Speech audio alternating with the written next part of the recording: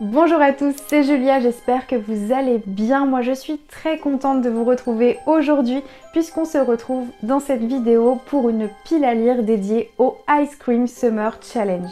C'est un challenge littéraire qui est très immersif et qui se déroule du 1er juin au 31 août dans lequel on va pouvoir y intégrer des romans. Et comme je suis une adepte des challenges saisonniers, j'avais très envie de participer à celui-ci qui est donc créé par Kevin de la chaîne Mr Kev. Dans cette pile à lire, j'ai mis des livres qui me faisaient extrêmement envie, donc j'ai hâte de vous les présenter et je vous mettrai à chaque fois les catégories avec les mots-clés si jamais vous voulez vous créer votre pile à lire en même temps. Et avant d'entrer dans le vif du sujet, installez-vous confortablement et attrapez une boisson fraîche puisqu'on y va, c'est parti.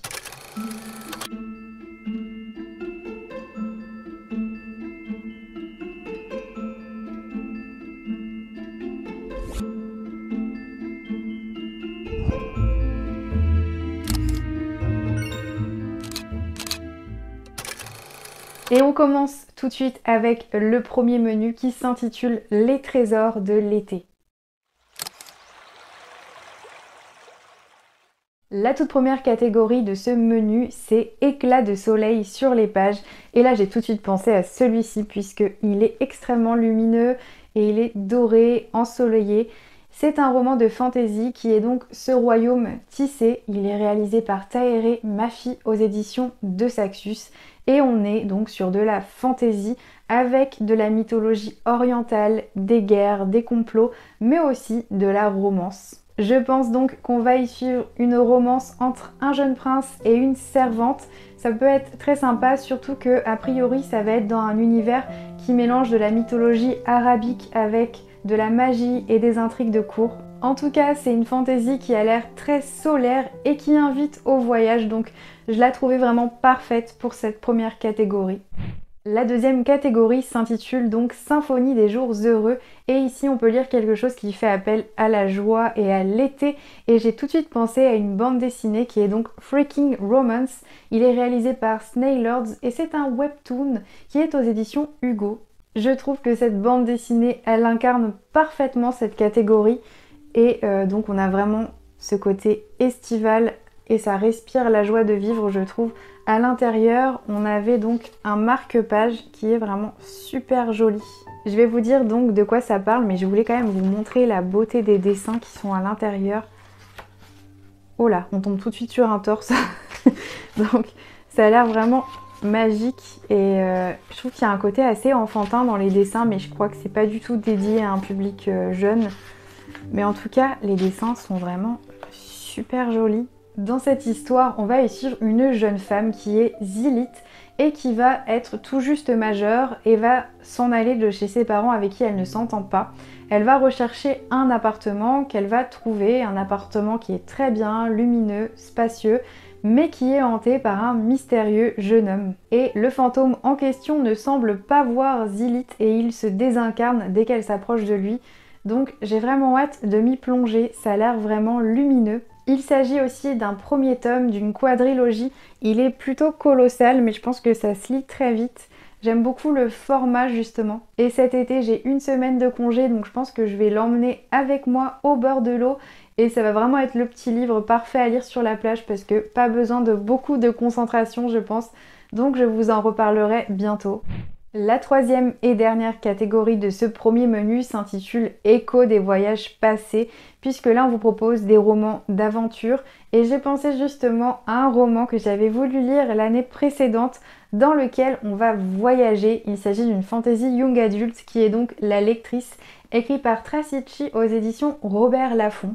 La raison pour laquelle j'ai choisi ce roman est toute simple, c'est qu'on va purement et simplement voyager puisqu'on va y suivre Sephia qui va partir à l'aventure et qui va sillonner les mers et les jungles. Et au niveau de l'intérieur, on a dès le début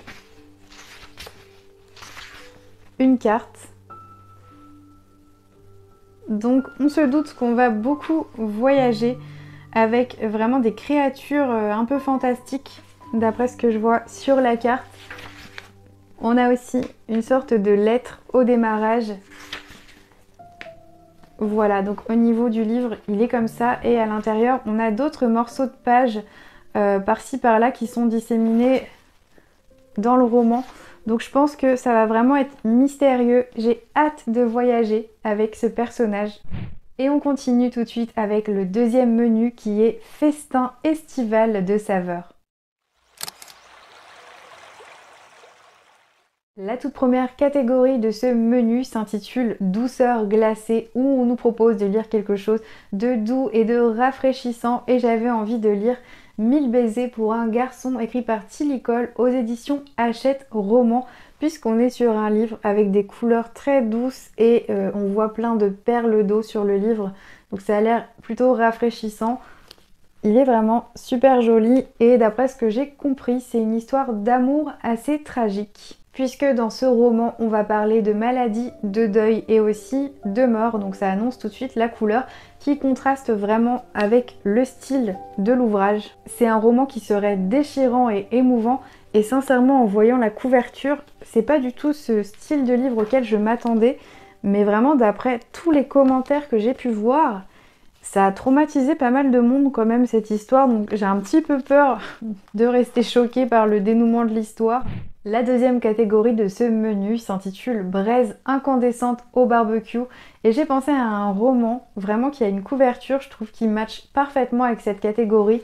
Il s'agit des Trônes trahis, écrit par Nesrine Amari aux éditions Stardust. C'est un roman qui est issu de la littérature algérienne dans lequel on va parler de fantaisie mais aussi de romance. Il va y avoir des intrigues de cour et un enemies to lover et j'adore la posture de la guerrière qu'on peut voir juste devant.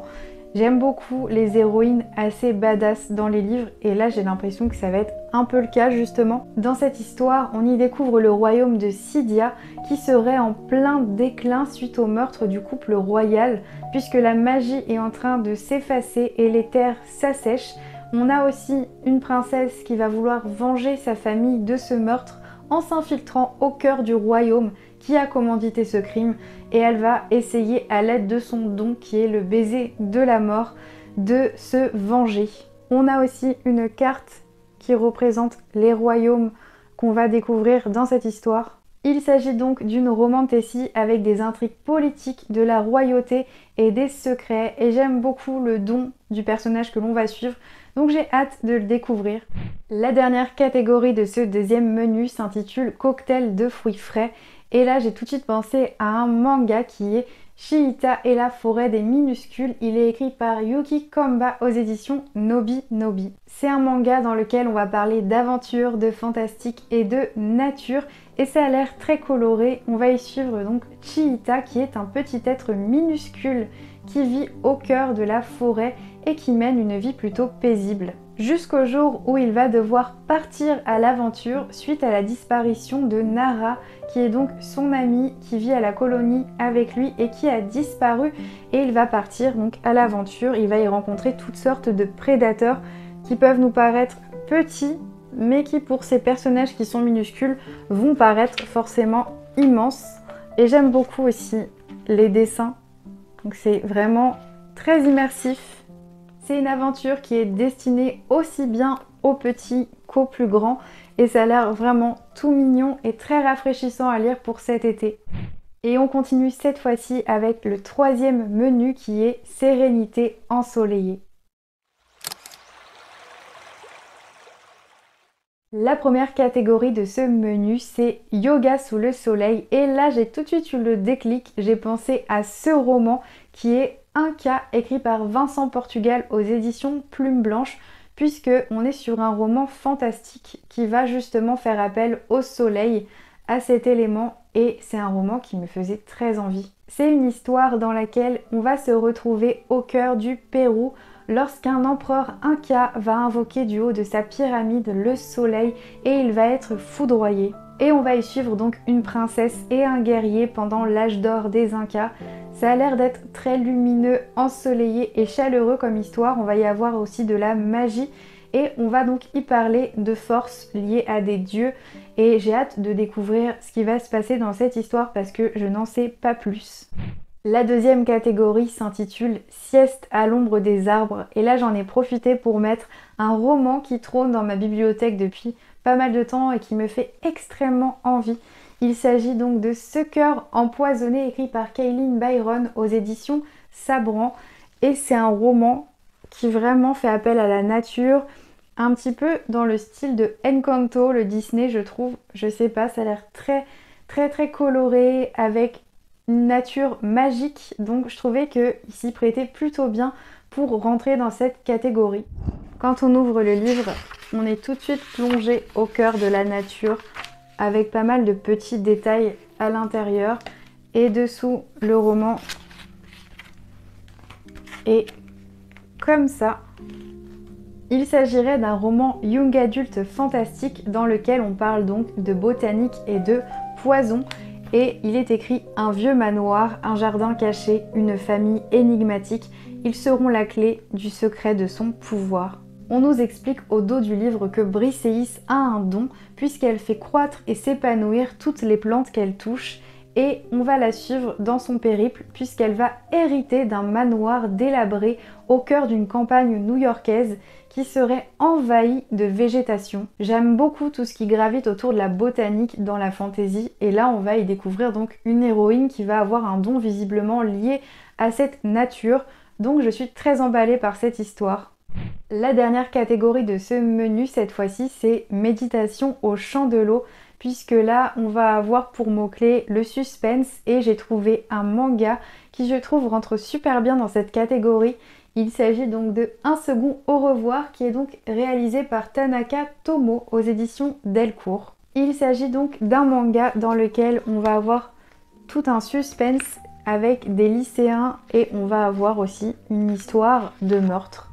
Dans cette histoire, on y rencontre Hinata Harusawa qui va recevoir un appel lui expliquant que le corps de son meilleur ami qui avait disparu pendant leur deuxième année de lycée aurait été retrouvé. Et le plus étrange dans cette histoire, c'est que ces anciens élèves vont se rendre compte que l'une des toiles qui avait été peinte par un membre du club artistique du lycée comporte des éléments qui seraient peut-être en lien avec la disparition de ce personnage. C'est un thriller qui nous ferait voyager dans le temps et frissonner et on va se demander quelles vérités sont cachées derrière cette disparition et aussi quel secret renferme la toile qui a été peinte à l'époque et c'est vraiment ça qui me fait le plus envie dans cette histoire. Et je trouvais que la couverture était très estivale donc parfait pour ce challenge. On passe maintenant au tout dernier menu qui s'intitule Nuit enchantée d'été. La toute première catégorie, c'est soirée cinéma en plein air, puisqu'ici on nous propose de lire un roman qui a été adapté au cinéma. Et là j'ai pensé à un roman qui a l'air génial et qui va être adapté en série télévisée. Il s'agit donc de Mexican Gothic qui est écrit par Silvia Moreno Garcia et c'est publié chez Brajlon. Je crois que ce roman c'est un de ceux qui me tente le plus dans cette pile à lire puisqu'il est écrit Lovecraft rencontre les sœurs Brontë en Amérique latine et juste ça me suffit vraiment à me donner envie parce que j'adore les univers créés par Lovecraft et ce côté un petit peu mexicain avec le mélange de l'Amérique latine et tout, ça a l'air incroyable. C'est un roman qui a reçu le prix Locus en 2021 dans la catégorie meilleur roman de terreur et j'aime beaucoup l'épouvante dans les livres et je sais pas, il y a quelque chose qui se dégage avec la couverture et le synopsis dont il faut qu'on parle parce que ça a l'air passionnant. Déjà dans un premier temps, il faut savoir que c'est un roman fantastique plutôt gothique qui va nous plonger au cœur d'un mystérieux manoir. Dans cette sombre histoire, on va y suivre Noémie qui va recevoir l'appel de sa cousine, un appel à l'aide puisque elle a été récemment mariée à un homme et on se doute que ça ne se passe pas très bien. Donc Noémie va partir dans ce manoir qui va la plonger au cœur de la folie. Il s'agit d'un roman qui aurait une atmosphère plutôt oppressante à cause de ce manoir dans lequel on nous dit dès le début « partez vite ou restez-y à jamais ». Et comme j'adore l'horreur et tout ce qui est très atmosphérique, j'ai l'impression que je vais beaucoup aimer et j'aime beaucoup aussi toute cette aura mexicaine qui se dégage de l'histoire, ça a l'air passionnant. La deuxième catégorie m'a énormément inspirée puisque il s'agit de Balades sous la mer étoilée et j'ai trouvé un roman parfait pour ça puisqu'on va y parler de la mer mais aussi des étoiles.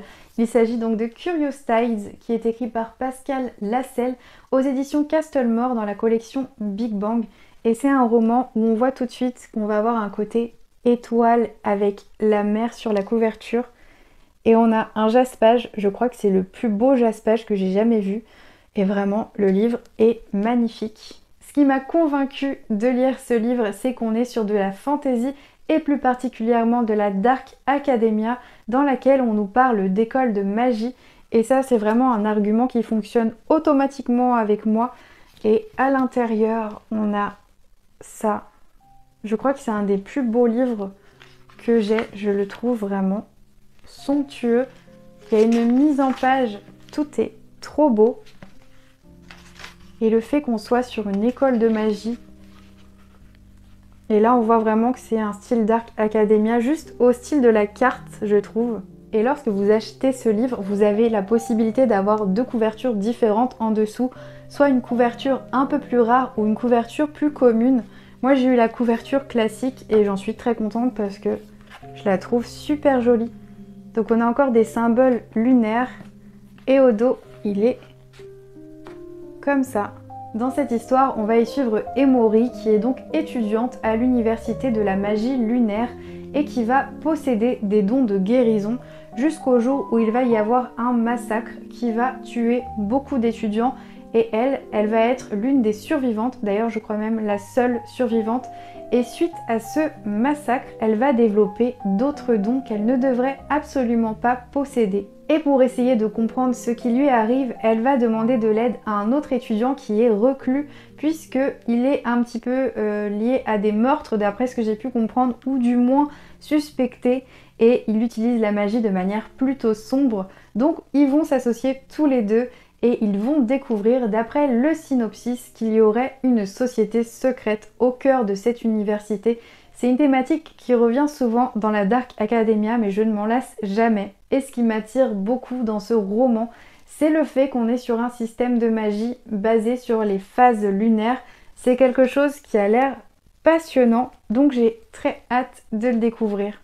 Ce qui nous amène à la toute dernière catégorie de ce challenge qui est lueur d'étincelles au feu de camp, puisque là on nous propose de lire quelque chose qui va aborder les légendes et j'ai trouvé un manga parfait pour ça puisqu'on parle de légendes urbaines et en plus ça se passe pendant l'été. Il s'agit donc de Summer Ghost qui est réalisé par Hirotaka Adachi aux éditions Delcourt. C'est un manga qui nous parle d'histoires de fantômes puisque Summer Ghost ce serait le nom d'une légende urbaine selon laquelle le fantôme d'une femme apparaîtrait sur une ancienne piste d'aéroport à condition qu'on y lance des feux d'artifice. Et pendant l'été, on va y suivre 3 lycéens qui vont enquêter. C'est des lycéens qui se seraient rencontrés sur internet et qui décident de partir à la recherche de ce fantôme. C'est un manga qui nous ferait voyager entre la vie et la mort. Et je trouve que les dessins sont très oniriques. Et les histoires urbaines qui parlent de fantômes, c'est un sujet que je trouve super intéressant, donc ce manga me tente beaucoup. On arrive déjà à la fin de cette vidéo. J'ai adoré vous parler de tous ces livres et je serais très curieuse de connaître vos avis. Si jamais vous avez lu certains de ces livres, vraiment dites-le nous en commentaire. Et aussi n'hésitez pas à nous dire ce que vous avez prévu de lire cet été. Et nous on se retrouve très vite pour une prochaine vidéo. Je vous souhaite de merveilleuses lectures et je vous dis à bientôt.